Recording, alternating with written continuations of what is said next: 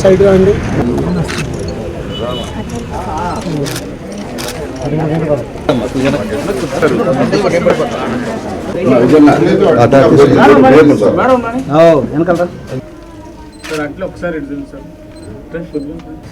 అది తీసుకున్న వాళ్ళు మీరు మందుల ఖర్చులకి మీ ఇంటి ఖర్చులకి అట్లా వాడుకోండి సార్ వస్తుంది.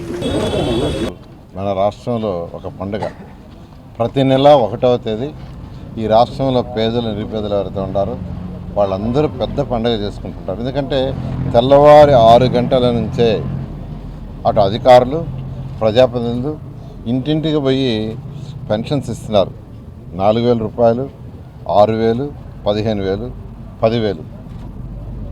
గత ప్రభుత్వం అనేక ఇబ్బందులు పెట్టినా, ఆర్థికంగా అనేక ఇబ్బందులు చేసేసిపోయినా, 10 లక్షల కోట్లు అప్పు చేసిపోయినా గౌరవనీయ ముఖ్యమంత్రి గారు ఎలక్షన్స్కి ముందు ఏదైతే మాట ఇచ్చారో ఆ మాట ప్రకారం మాట తప్పకుండా 3,000 పెన్షన్ 4,000 చేశారు.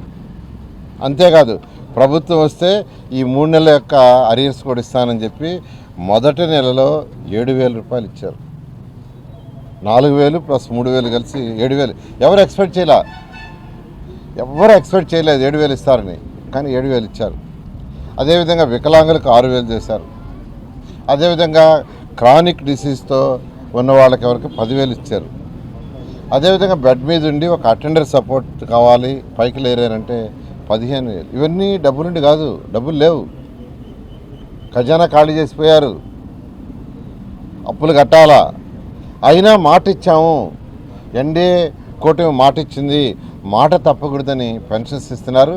అది కూడా 1వ తేదీ ఇంటింటికి పోయి ఇవ్వాలంటే ఈరోజు దాదాపు 99% పెన్షన్స్ 1వ తేదీ కంప్లీట్ చేస్తున్నారు. ఎవరైనా వాళ్ళ ఇళ్లలో లేకుండా ఏదో ఊరికి పోయిండో హాస్పిటల్లో జరిగింది తప్ప మిగతా వాళ్ళందరికీ 1వ తేదీ. ఈ నేపథ్యంలో నేను కూడా శాసనసభ్యుడిగా ఈరోజు 5వ డివిజన్లో పెన్షన్స్ ఇవ్వడం జరిగింది.